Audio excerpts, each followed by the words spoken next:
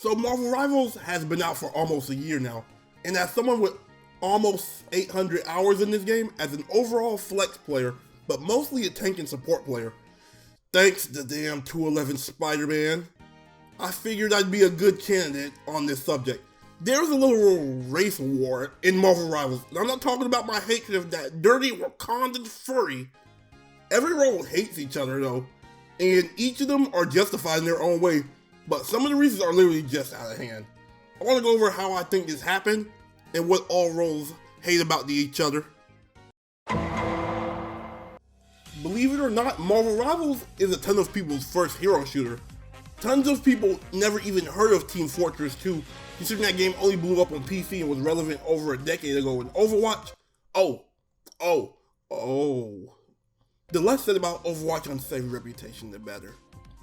This influx of people new to the game is nice for character variety, since most of them are casuals and will play what they like. Jeff the Landshark is arguably one of Marvel's biggest, newest characters.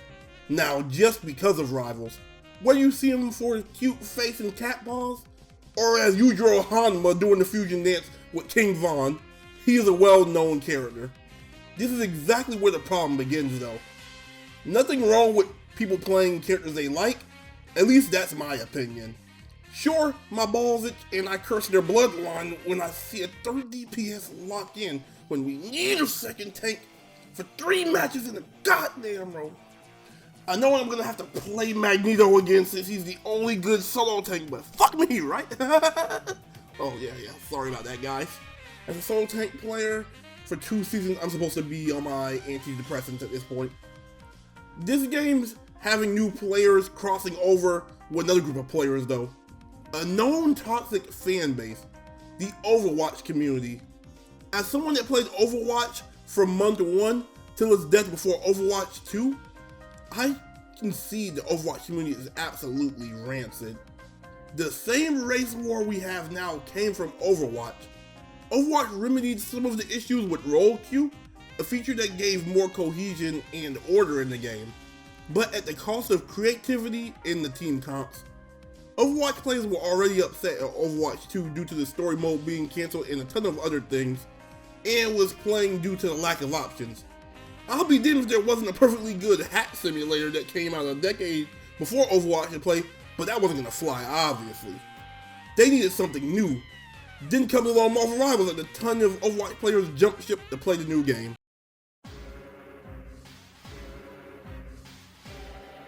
Now, how well did you think this would go?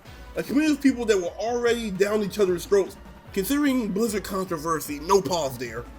People jaded by their cancellation of the main selling point of their sequel being cancelled, and the game overall being worse than its predecessor, coming in and having to deal with new players. They just want to use the oddly sexy bug lady. We all love Mantis, obviously. A group of players that are used to role queue seeing 3 DPS. Obviously they put their differences to the side and had a fun time. It was absolute pandemonium. The toxicity from Overwatch bled into this game immediately. Usually a game takes a bit to become toxic, like about a month at a minimum.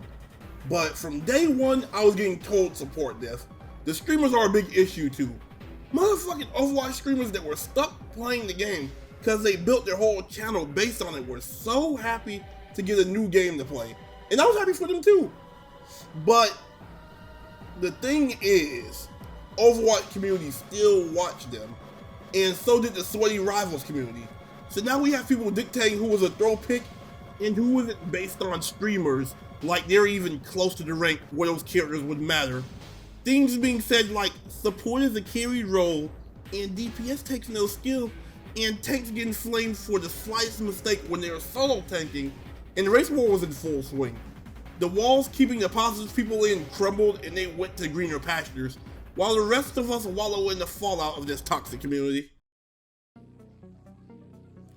DPS is by far the most played role in almost every one of these sort of games. In Marvel Rivals, it's extreme though. There are more DPS characters than tanks and supports combined. I get why so many people want to play it though. They always get the most characters, and who doesn't love getting a 4-man with a maximum pulse?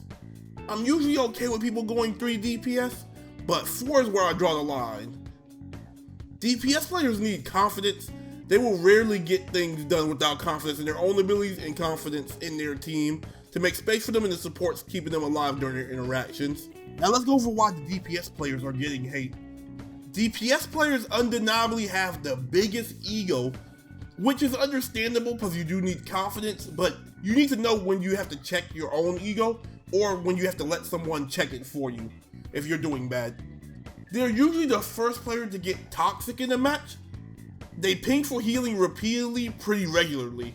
If you're playing Spider-Man and there's no Cloak and Dagger or Mantis on the team, then you either go get a health pack or you meet Uncle Ben. It's your choice, bro. If anyone asks them to swap, they won't swap out of spite while asking the team to swap around their character. They instantly call half the support category a throw pick while playing the role with the most diversity.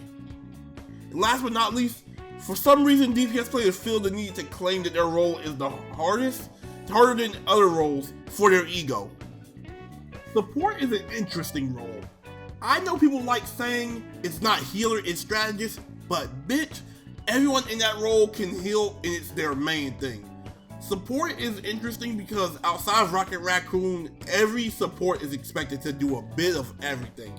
Enable kills, get a few kills of their own, keep tanks' health up, use their utility to save teammates or put enemies in a bad position, etc. The reason support players get hate is because they have the biggest victim mentality in the game. They get offended so easily. If someone simply asks for a bit more heals or politely asks them to swap, they will lose their minds. Sorry, Mantis and Ultron isn't working for our solo Strange with his paper mache shield. Me personally, I've fallen victim to parts of this before. Next, they refuse to take any accountability for any mistakes. If they pop a bad ult, they will somehow make it your fault or just say it wasn't bad. Sometimes they will get in-game toxic and stop healing people that trigger them. They always hide behind their healing numbers to shield them from criticism. Newsflash, if you're not Rocket or Jeff, you need to make other plays like blocking important things with Invis Shield, pushing enemies away, sleeping target with Mantis, etc. Finally, they complain about DPS ults being OP, when by far they have the strongest ults in the game. No contest. There's 3 ults that consistently counter support ults, and your ults counter almost the entirety of the cast, so calm down. Tank players are like the ends of a loaf of bread. Everyone touches it, but no one wants it. The team needs a tank or no space is being made. Everyone will be too scared to approach, the heals won't get much less ult charge, etc, etc. Tank players don't really get too much hate, but they rarely get love either, except in very specific scenarios. There's not much to say about tanks since they rarely get hate. The first thing I'll say is tank players do get hate for making a single mistake, because if the tank falls, usually the team falls shortly after, or option 2, they are forced to retreat. Dive tank players have a bad habit of going deep into enemy backlines because of their mobility and high health, but getting upset when they die and anger pinging needs healing.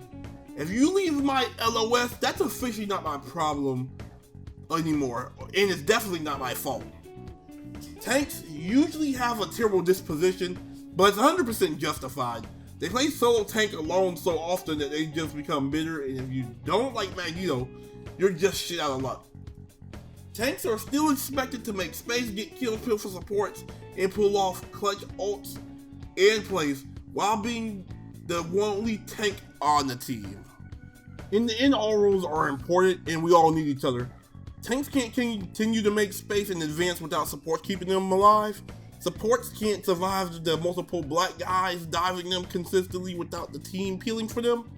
DPS can't get picks safely without the tanks getting them where they need to be and the support healing them.